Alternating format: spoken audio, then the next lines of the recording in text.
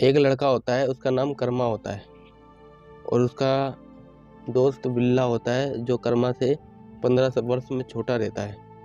तो उन दोनों की एक आदत थी, दोनों में आपस में दोस्ती थी बहुत अच्छी, लेकिन दोनों गलत काम करते हैं, बहुत ज़्यादा गलत करते हैं दूसरों के साथ। कर्मा की शादी हो गई होती है, दोनों में आपस में दोस्ती रहती है, दोनों साथ साथ हर काम करते हैं, लेकिन गलत गलत काम करते हैं।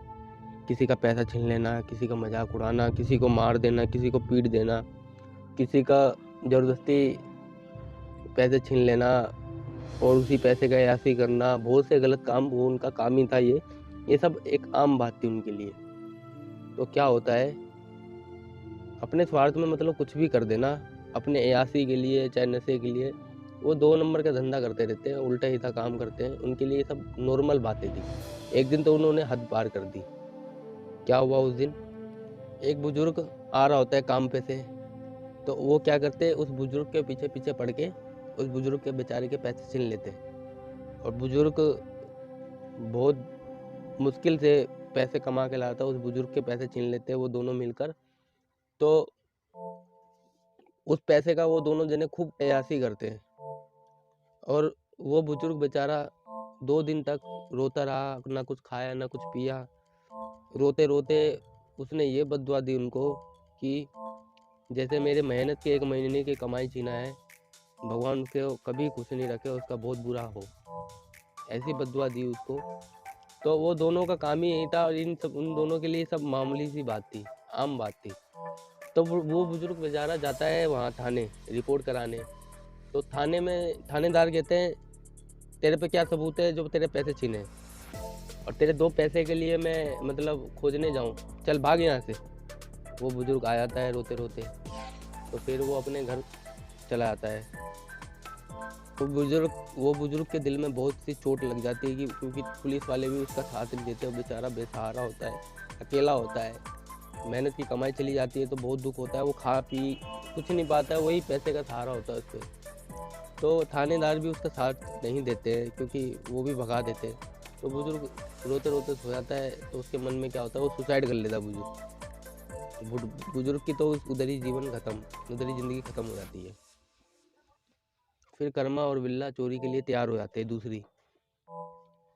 ऐसा सिलसिला उन दोनों की लाइफ में हमेशा चलता रहता है, किसी को मारा छीना अय्याशी करा, ऐसी सिलसिला बहुत दिन तक चलता रहा। 10-15 साल बीत गए।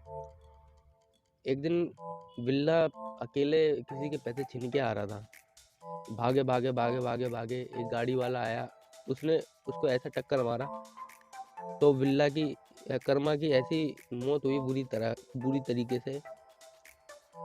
और जो गाड़ी वाला था उसने जानबूझ के टक्कर नहीं मारा, ये हादसा हुआ। तो वही गाड़ी वाला था जो बुजुर्ग का मरने का कारण बना था, वही बुजुर्ग गाड़ी वाला था जो कर्मा को टक्कर मारा था, वही गाड़ी वाला बुजुर्ग था। वही बुजुर्ग जो कर्मा की वजह से जो बुजुर्ग ने सुसाइड करा था, वही बुजुर्ग होता है जो गाड़ी वाला जो कर्मा को टक्कर मारता है। वही बुजुर्ग कर्मा का हत्या का कारण बनता है। वो दूसरा जन्म लेके वो बुजुर्ग आता है और कर्मा की मौत का कारण बनता है, जो पहले बुजुर्ग की मौत का कारण बना था और वही बुजुर्ग अब कर्मा की मौत का कारण बना है। कर्मा की मौत के कारण देखा उसके दोस्त बिल्ला ने। तो ये सब देखने के बाद बिल्ला ने ये सोचा कि हमने बहुत गलत काम करा है। तो बिल्ला के मन में एक अच्छा ख्याल आया और बिल्ला ने ये सब काम छोड़ दिया। कुछ सालों बाद बिल्ला ने शादी कर ली, अच्छी शादी करके बिल्ला का जो बच्चा हुआ, तो बिल्ला का बच्चा हुआ 5 साल, वो बड़ा हुआ। 5-6 साल के बाद उसने खूब अपने बाप को, बिल्ला को खूब परेशान किया। कभी इसको छीन के लिया पैसा, कभी उसको मार दे, कभी कुछ कर दे, कभी उसकी तबीयत खराब हो जाए चाहे कुछ कर दे। मतलब बिल्ला बहुत तंग हो गया था उससे।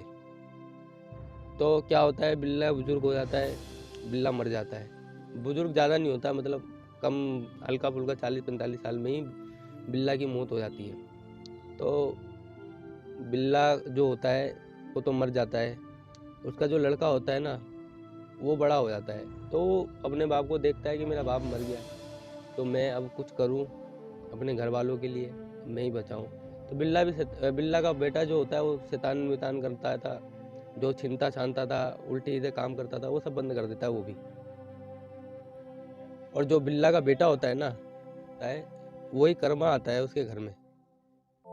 कर्मा जो बिल्ला का बेटा होता है वही उसका दोस्त पहले वाला कर्मा ही होता है, जो उसके घर में जन्म लेता है दूसरा।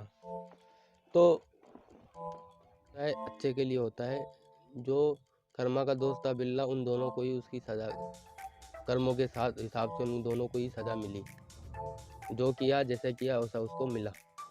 कर्मा मर के भी अपने पिछले जन्म का भुगतने के लिए इस दुनिया में दोबारा जन्म लेता है, और उसे ये नहीं पता होता, फिर भी भगवान को कोस रहा होता है। इस कहानी से ये सीख मिलती है कि कर्म अच्छे हों तो तुम्हारा कोई कुछ बाल बाका नहीं उखाड़ सकता, तुम्हारे आने वाले बच्चों का चाहे पीढ़ियों का कोई कुछ नहीं उखाड़ सकता।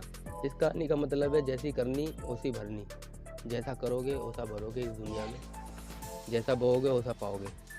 इसीलिए ज़िंदगी में जो होता है वो अच्छे के लिए होता है।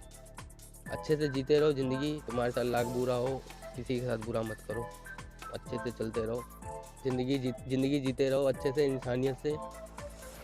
सबका दिन अच्छे से गुजरेगा। थैंक यू, धन्यवाद। वीडियो अच्छी लगी हो तो सब्सक्राइब जरूर कर ले और लाइक ज़रूर कर दें। कमेंट में बताएं, अभी मैं नया हूँ तो वीडियो थोड़ी खास नहीं बना पाता हूँ, धीरे धीरे सब हो जाएगा। थैंक यू, धन्यवाद सभी का। नेचुरल सीवी में